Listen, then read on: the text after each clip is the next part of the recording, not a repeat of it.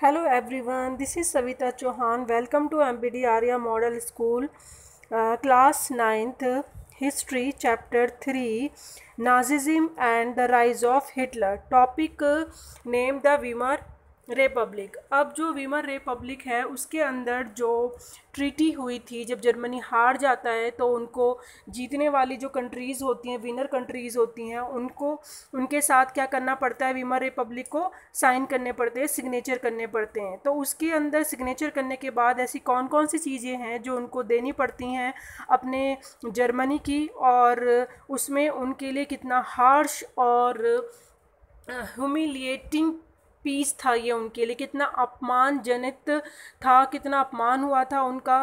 तो वो हम इस वीडियो में पढ़ेंगे कि किस तरीके से फिर लोग क्यों वीमर रिपब्लिक को पसंद नहीं करते थे। ये मेन इसका रीज़न है क्योंकि इसका बहुत सारा पार्ट जो है वो विनर कंट्रीज़ जो हैं वो ले लेती हैं। Versailles with the Allies was a harsh and humiliating peace. वर्सल्स में जो साइन करे थे वीमर रिपब्लिक ने, वहाँ पे विनर कंट्रीज़ के साथ जब सिग्नेचर हुए थे कि ठीक है हम हार गए और हारने के बाद उनकी शर्तों को मानना पड़ा था, तो उसे ट्रीटी ऑफ वर्सल्स कहते हैं। ये बहुत इंपॉर्टेंट है। वर्सल्स ऑफ ट्रीटी, वर्सल्स ऑफ ट्रीटी यानी जो संधि करी थी जीतने वाली विनर्स कंट्री के साथ। वर्सल्स विद द एलिज विद, ये बहुत हार्श था।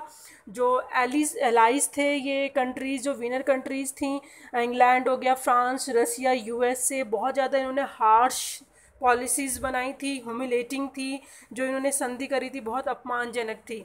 Germany lost its overseas colony, सबसे पहले जर्मनी को अपनी वो एरिया देना पड़ा जो उसने कैप्चर करा था यानी जीता था, कॉलोनीज था। जैसे कि ब्रिटिश सरकार ने इंडिया को कॉलोनी में बना रखा था, अपना गुलाम बना रखा था, इसी तरीके से जर्मनी ने भी बहुत सारी कंट्रीज़ को कॉलोनीज़ बना रखा था। लेकिन जैसे ही जर्मनी हार जाता है तो जो एलाइज पावर होती हैं, इंग्लैंड, फ्रांस, रशिया, यूएसए, तो अपने तरीके से इसकी वो कंट्री भी इनसे छीन लेती हैं। तो यहाँ पे आप देखोगे कितना इनको महसूस होता है। अगर आपसे आपकी कोई चीज़ ले रहे तो आपको कैसा लगेगा। तो बहुत, एक तो वो हार ही जाते हैं, हारने के बाद भी वो रीबिल्ड करें इसके लिए भी उनके पास इतना रिसोर्सेज भी नहीं होता, टाइम भी नहीं होता, क्योंकि विनर जो कंट्रीज़ है वो उनसे ले लेती हैं। फर्स्ट उन्होंने ओवर सीज कॉलोनीज़ ले ली and 10th of its population, और ऊपर से उसके अंदर एरिया में आने वाली जो पॉपुलेशन थी, टेरिटरी में जो पॉपुलेशन थी वो भी उनके साथ गई। पूरी पॉपुलेशन का 10th जो जर्मनी हारा था जब वॉर हो रही थी, फर्स्ट वर्ल्ड वॉर, तो उसके अंदर क्या हुआ, तो बहुत सारे पीपल्स जो थे मारे गए थे।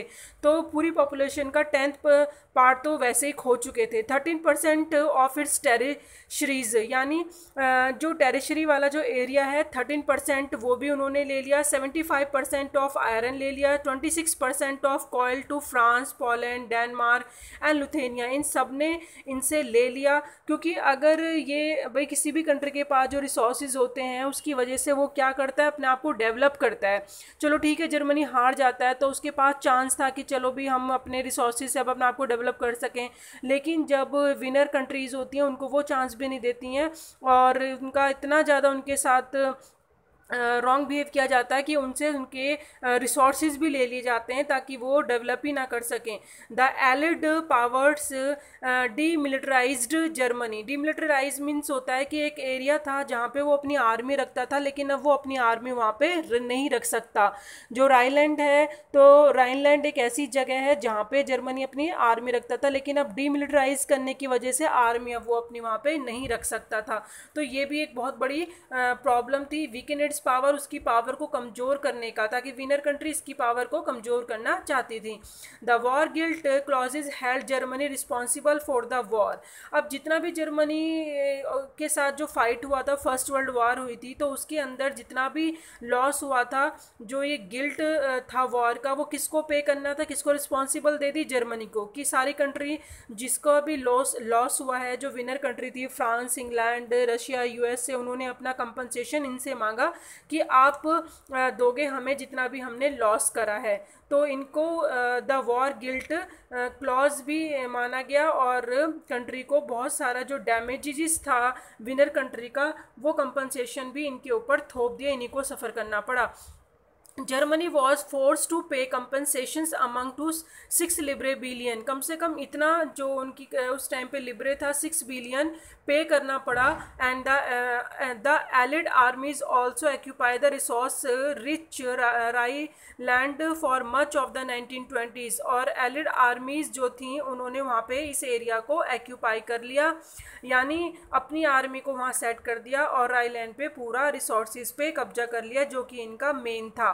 And many Germans held the new Weimar Republic responsible for not only the defeat in the war but the disgrace at Versailles।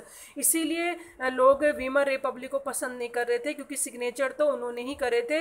इसलिए जब जर्मनी हार जाता है और नेशनल असेंबली होती है, वहाँ मीटिंग वीमर में होती है, तो वीमर में मीटिंग होने पे जो साइन करते हैं वर्सल्स में, ट्रीटी ऑफ वर्सली जो होती है, वर्सल्स में जो साइन होते हैं वो कौन करता है, वो करता है वीमर रिपब्लिक। तो इसीलिए सारी जो जर्मन की जनता होती है वो इसको पसंद नहीं करती है कि जो आज हमारा अपमान हुआ है, जो हमने लॉस हुआ है, जो हम हारने के बाद जो हमने ये सब चीज़ फेस करी है प्रॉब्लम, तो ये सब इसकी वजह से हुई है। और यहीं से हिटलर का जन्म होता है, यहीं से हिटलर जो मेन वॉइस उसकी आती है, जो राइज होता है कि जो फर्स्ट वर्ल्ड वॉर में अपमान हुआ था उसका बदला लेने के लिए वो जर्मनी को एक स्ट्रॉन्ग पावर बनाने के लिए एक हार्श पॉलिसीज़ लेके आता है। वो खड़ा होता है कि भाई मैं अब जो बदला लूँगा, जनता को बोलता है कि कन्विंस करता है कि अगर मैं पावर में आता हूँ तो मैं अपने जो ट्रीटी ऑफ वर्सल्स में जो हमारा अपमान हुआ है उसका बदला लूँगा। तो यहीं से हिटलर का जन्म होता है कि जो उनका ट्रीटी ऑफ वर्सल्स में अपमान हुआ था।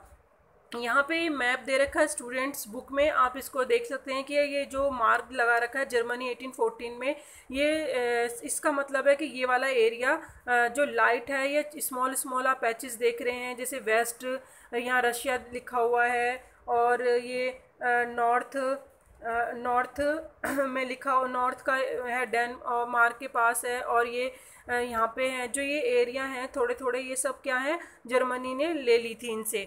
और उसके बाद लीग नेशनल सेंट्रल एक लैंड है, जो भी एक ऑर्गेनाइजेशन है, उसने भी ले लिया था और डिमिलिटराइज कर दिया था। ये जो आप देख सकते हो राइनलैंड में, यहाँ पे अपनी मिलिट्री नहीं रख सकते। तो ये मैप बुक में दे रखा है और कलर्स हैं, तो आप उससे कलर से अच्छी तरह समझ सकते हैं कि लाइट कलर और डार्क कलर्स का क्या मतलब है। लेकिन यहाँ पे ये इस मैप में यही दिखाया है कि किस तरीके से जो वहाँ जर्मनी का जो पूरा एरिया है, अब विनर्स कंट्रीज़ ने, इंग्लैंड ने, France, Russia, USA, allies power ने किस तरीके से टेक ओवर कर लिया।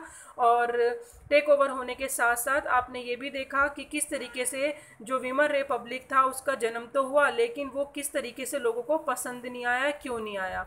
और ये बहुत मेन क्वेश्चन है स्टूडेंट, इसलिए इस पर ध्यान दें। Thank you.